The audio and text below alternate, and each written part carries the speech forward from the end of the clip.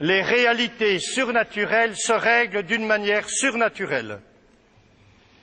Pour révéler les liens, les oppressions, les possessions, il faut la prière, que ce soit la prière en langue ou la prière de louange. Tant que je ne commence pas à prier avec la personne, j'ai beaucoup de choses dans la tête, je n'ai aucune certitude. C'est au moment de la prière que le discernement va se faire. Tant que je reste dans la discussion, j'aboutis à des connaissances psychologiques. Seule la prière révèle la cause ou l'action du démon ou bien une simple maladie mentale qui est du ressort du psychologue. Devant la prière de foi, le démon ne peut plus se cacher. Il agite la personne. C'est ce qu'on appelle la transe. Il fait toutes sortes de manifestations extraordinaires, des cris qui parfois font peur à tous les gens qui attendent dans le sanctuaire marial. Mais il ne faut pas avoir peur des cris. Tant qu'il crie, il ne fait pas d'autre mal. Ou bien des positions anormales qui manifestent vraiment une force extraordinaire. Je vous parlais tout à l'heure de cette femme qui était à la verticale, d'autres qui se roulent, des roulés-boulés, comme s'ils avaient fait des commandos de parachutistes pendant 1 ou 2 ans. Enfin, c'est assez extraordinaire. Je dis oui, parce que dans ces moments-là, vous allez le comprendre, eh bien, pour vous, il s'agit de ne pas avoir peur. Il s'agit de ne pas avoir peur.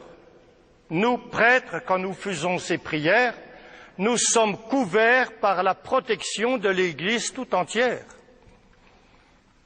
Nous sommes protégés par la prière de tant de religieux, de religieuses, de moines, de moniales. Nous sommes protégés par la communion des saints. Donc vous comprenez que si nous, comme prêtres, nous avions peur du démon, ce serait une catastrophe spirituelle. Allons quoi? Il peut s'agiter, il peut gigoter. Bon, je dis, il est préférable d'avoir quelqu'un là, parce qu'on ne sait jamais tout le mal qu'il peut faire. Mais de là à avoir peur, non. Il s'agit de prier. La délivrance vient dans la prière. Et de prier jusqu'au moment où le démon est assez affaibli pour être chassé sans dommage pour la personne.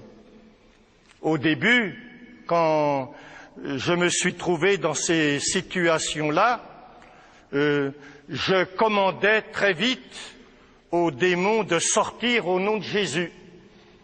Je faisais ce que j'appelle maintenant des délivrances à l'arraché. Alors là, oui, mais c'est la personne qui en sortait traumatisée. C'est la personne qui en sortait traumatisée.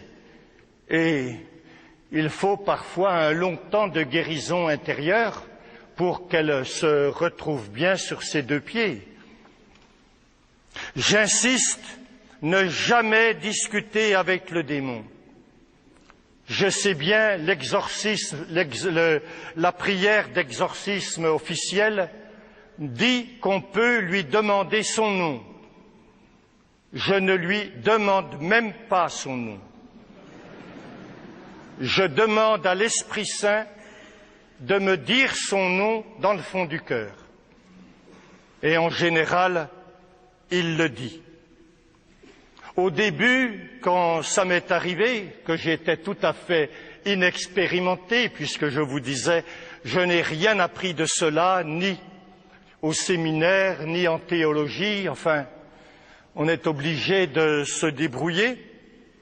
Le Seigneur me donnait des odeurs. Je savais que telle personne qui avait telle odeur de cabinet, elle avait fait de la magie. Elle avait fait surtout de la voyance. Telle personne qui sentait la corne brûlée, elle avait travaillé avec le yoga ou avec les religions orientales. Le pire que j'ai senti, c'est les personnes qui étaient habitées par un démon d'homosexualité. Je ne sais pas si vous êtes allés sur le port d'Abidjan, là où on jette tous les poissons crevés, c'est cette odeur de poissons crevés qui montait, c'est épouvantable. Bon, ça a été pendant quelques années. Le Seigneur me guidait par les odeurs. C'était très important parce que quand on combat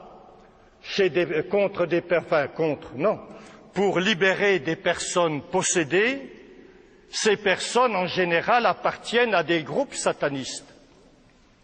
Et les membres de ces groupes venaient en astral se battre pour elles dans la salle où on faisait la prière.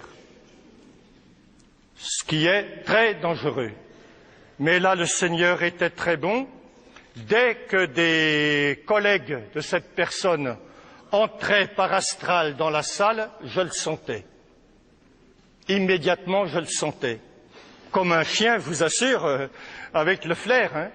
Et alors, là, il y avait quelqu'un qui avait la bouteille d'eau bénite à côté et qui aspergeait toute la salle avec l'eau bénite. Il partait tout de suite. Là, ça vous donne déjà l'eau bénite utilisée avec foi, eh bien, elle est très importante. Ensuite, il y a eu tout un système de douleur. Quand le Seigneur m'a enlevé les odeurs, eh bien, il y a eu tout un système de douleur. Quand il y avait telle oppression très forte, j'avais mal entre le cœur et l'épaule. Je savais que là, il fallait intervenir. Quand c'est un esprit de mort qui était là, j'avais le foie qui se contractait. Donc, je savais à peu près où j'en étais. Et effectivement, il faut faire attention dans ces moments-là. Car il y a des personnes qui sont habitées par un esprit de suicide, qui est un esprit de mort. Une personne qui a avorté, elle va se confesser, c'est bien, tant mieux, le Seigneur pardonne. Mais nous, prêtres, faisons attention de toujours, après la confession, après l'absolution, de briser l'esprit de mort qu'il y a sur cette personne. Je l'ai vu à mes dépens, une personne qui s'était confessée pour avortement, et vraiment, j'avais essayé aussi de l'aider, de la consoler un peu, pour qu'elle reprenne sa vie chrétienne, et 15 jours après, j'apprends qu'elle s'est suicidée. Pourquoi, Seigneur? Qu'est-ce que j'ai oublié? Et oui, je ne savais pas, comme prêtre à ce moment-là, qu'il fallait non seulement donner l'absolution pour le pardon du péché par Dieu, mais qu'il fallait briser l'esprit de mort. Et depuis, j'ai appris aussi toute la guérison intérieure des personnes qui ont commis un avortement, souvent pas de leur faute directement. Je prie pendant que la personne s'agite, pendant qu'elle crie, pendant qu'elle est en train de se rouler dans la sacristie. Ça me fait rien, roule-toi si tu veux, crie si tu veux. Si tu penses que tu peux t'amuser comme ça, c'est toi qui ça regarde, moi je prie. Alors je dis une dizaine du chapelet, je dis les litanies du précieux sang de Jésus, je dis les litanies des saints, les litanies du Saint-Esprit, et il y a un moment, et pendant que dure cette prière, c'est un peu comme si le démon perdait progressivement ses forces. Et il y a un moment où il ne réagit plus. C'est pourquoi il ne s'agit pas d'avoir peur. Il y a un moment où il ne réagit plus. Alors, je vous disais, tout ce travail-là, je le fais en écoutant intérieurement l'Esprit Saint. Et c'est lui qui me dit, c'est le moment.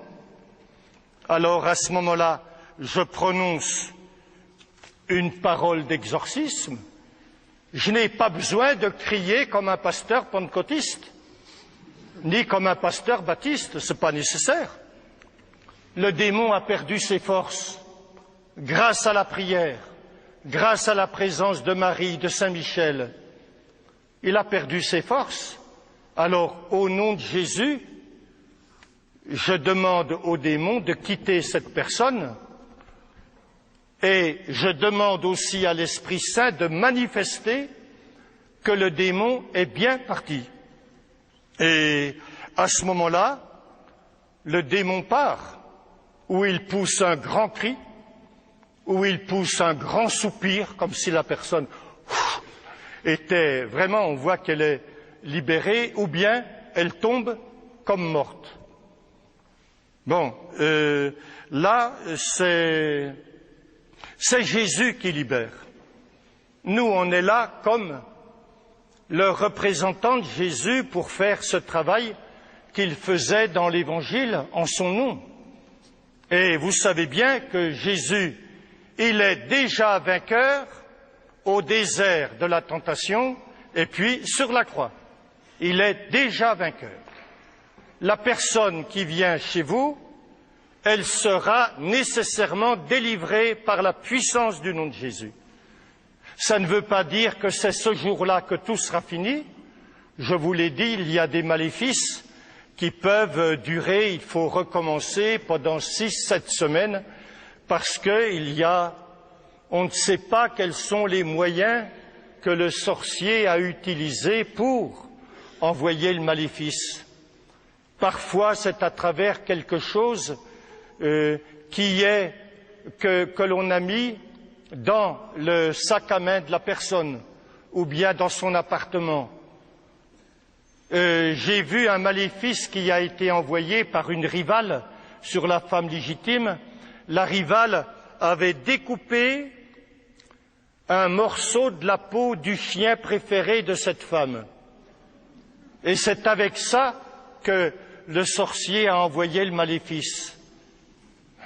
Il faut le découvrir, il faut le trouver, ça c'est le plus dur. Mais en règle générale, quand c'est une personne qui a fréquenté des féticheurs, pas des sorciers tellement, mais des personnes qui demandent quelque chose à la magie, des personnes qui ont des liens ou même des oppressions, elles sont délivrées. Mais quand on se trouve devant le cas d'une grande oppression ou bien d'une possession, vous ne savez pas tout ce qui peut se passer.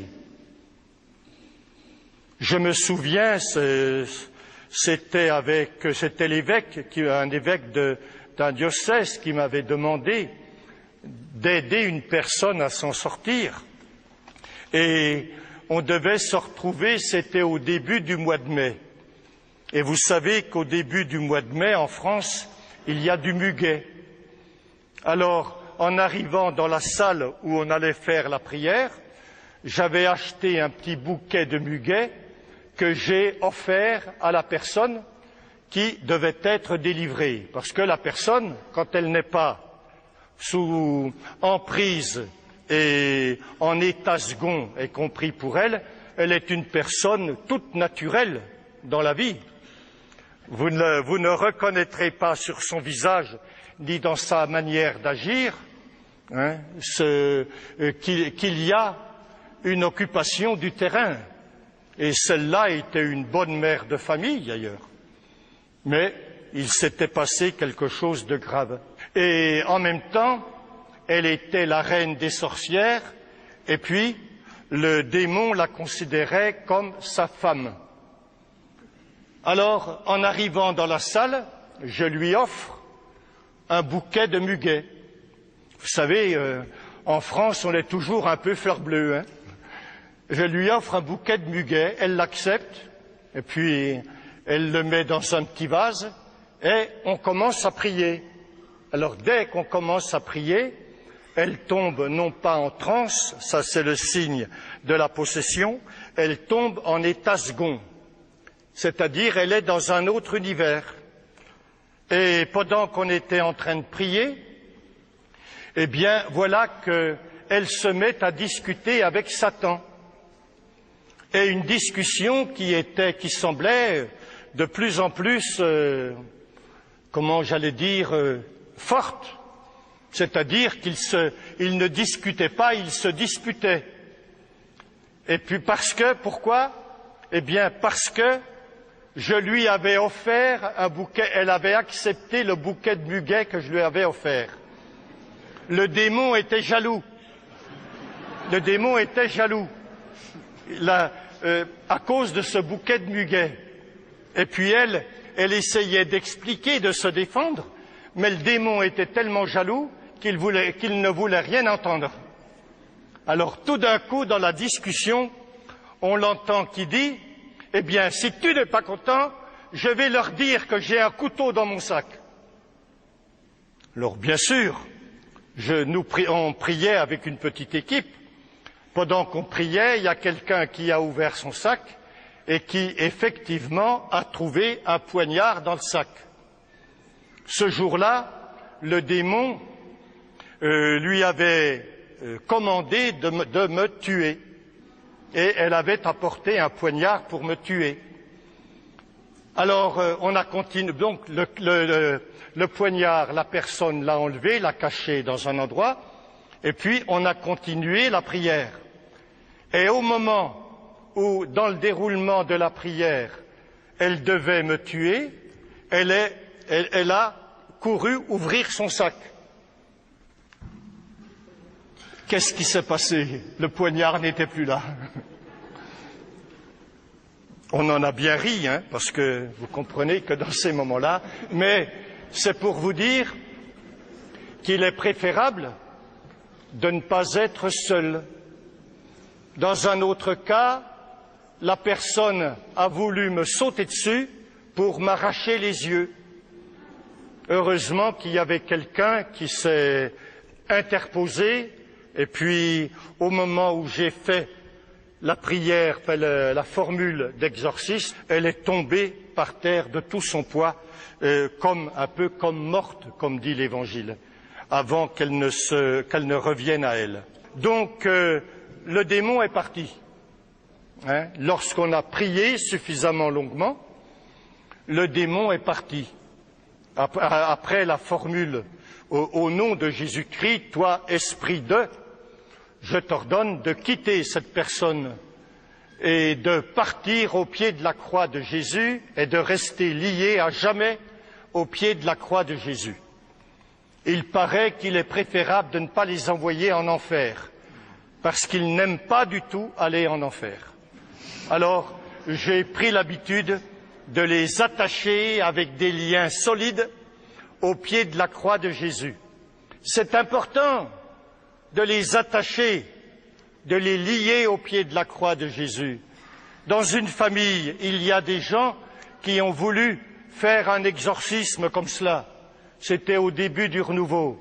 Et ils ne connaissaient pas, ils ne savaient pas. Le démon est parti avec un grand éclat de rire, et c'est les enfants de la famille qui ont été possédés. Ah, il faut faire attention. Ce n'est pas n'importe qui, je vous le redis, qui peut faire une prière de délivrance.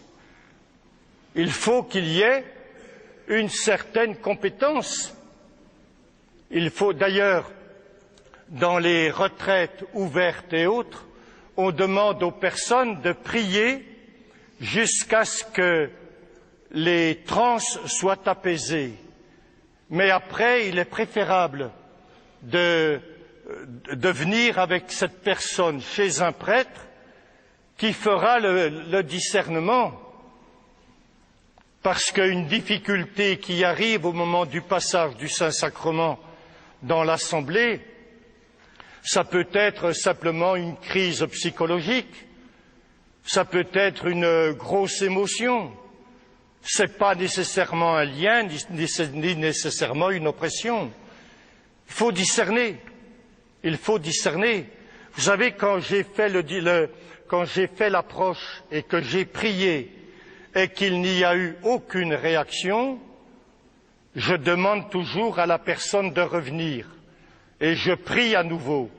S'il n'y a aucune réaction, je conseille à la personne d'aller voir un psychologue. Ce n'est pas quelque chose de spirituel qui vient du démon, c'est une maladie psychologique, une maladie mentale. Et ça, ce n'est pas de mon ressort. Je peux prier avec la personne, bien sûr, mais c'est une prière pour la guérison des malades.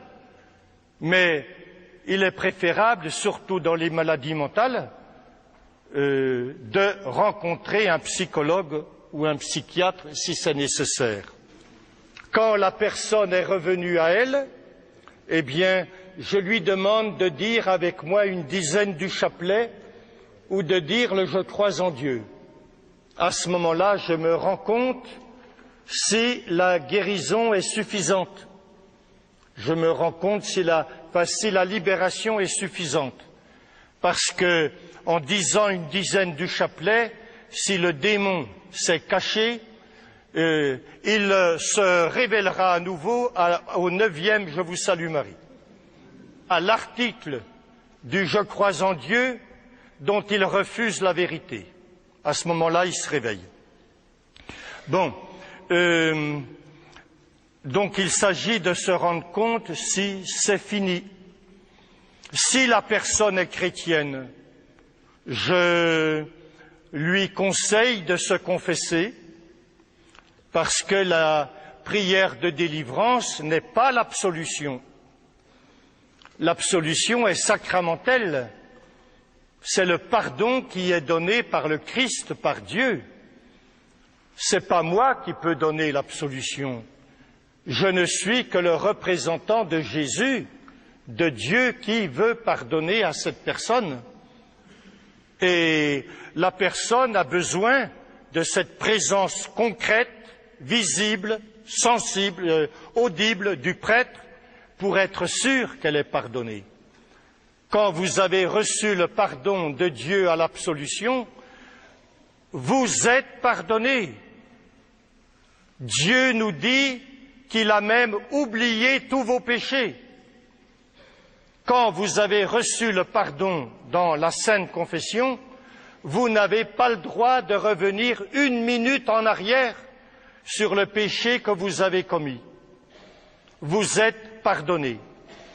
Donc la délivrance, elle est dans, si vous voulez, dans la force de la confession, mais ce n'est pas la confession. Alors, je demande à la personne de se confesser si elle le peut.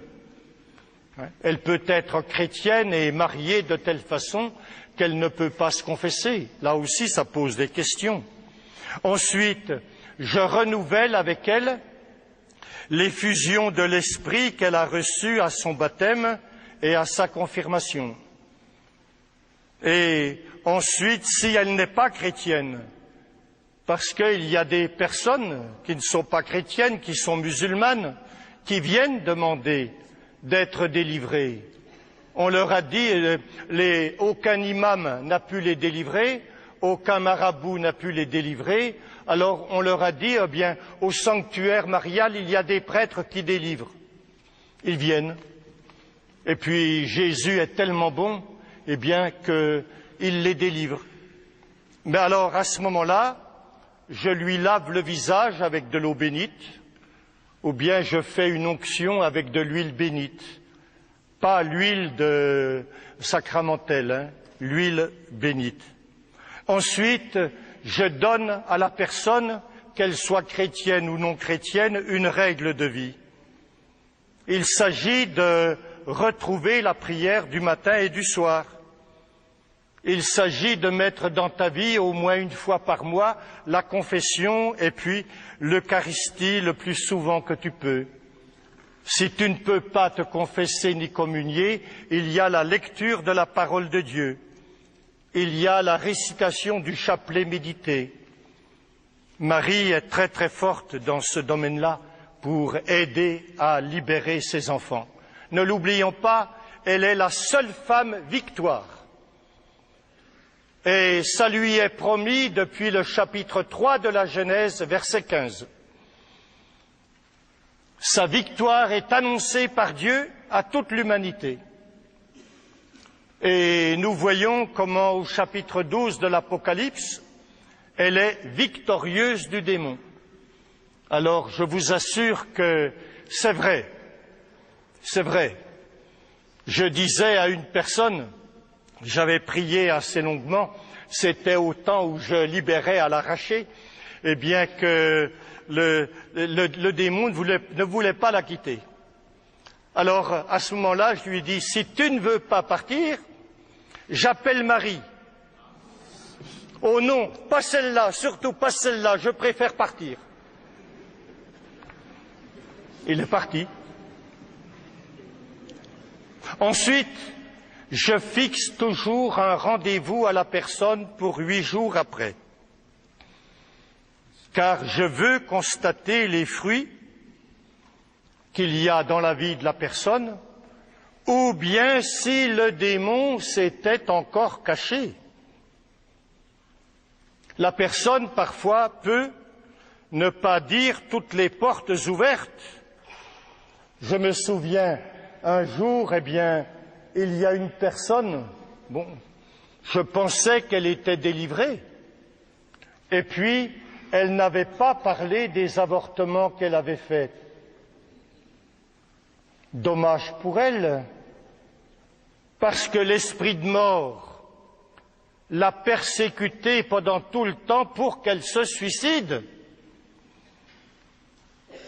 Il la poussait à se suicider plutôt que de revenir voir le prêtre. Heureusement que le Seigneur l'a aidée à venir. Et puis, là, il m'a donné une image, parce qu'elle n'arrivait pas à parler, l'image d'un serpent qui sortait de son ventre et puis dansait en l'air. Et je lui ai posé la question, mais est-ce que tu m'as parlé des avortements que tu as faits? Elle m'a dit non, j'ai eu peur. Bon, à ce moment-là, elle a pu se confesser, j'ai pu la libérer de l'esprit de mort, et elle a été complètement libérée. Alors, vous voyez que si je demande à la personne de revenir, surtout quand je sens que c'est quelque chose d'assez fort, c'est que, bon, le démon aussi peut me tromper. Le démon aussi peut se cacher derrière quelque chose que la personne n'a pas révélé. Mais à la longue, eh bien, il va se manifester. C'est pourquoi il faut un suivi.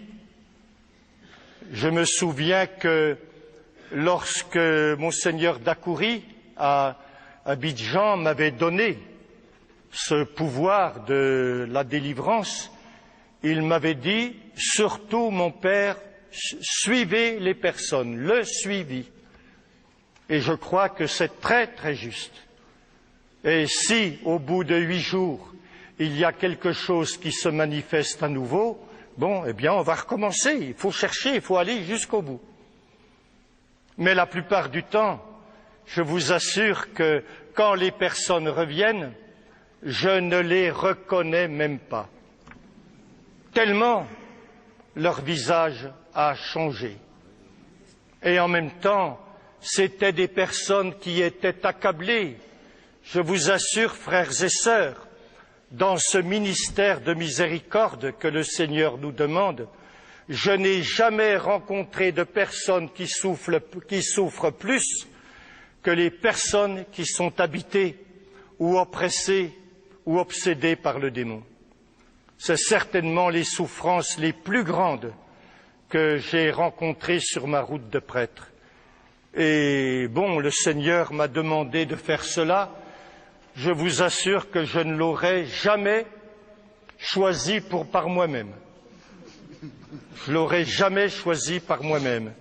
Mais à partir du moment où le Seigneur, à travers son Église, le demande aux prêtres, eh bien, il donne toute la lumière et les forces pour le faire. Ce sont ces lumières que j'ai voulu partager avec vous, mais plus encore avec mes frères prêtres qui sont ici. Amen.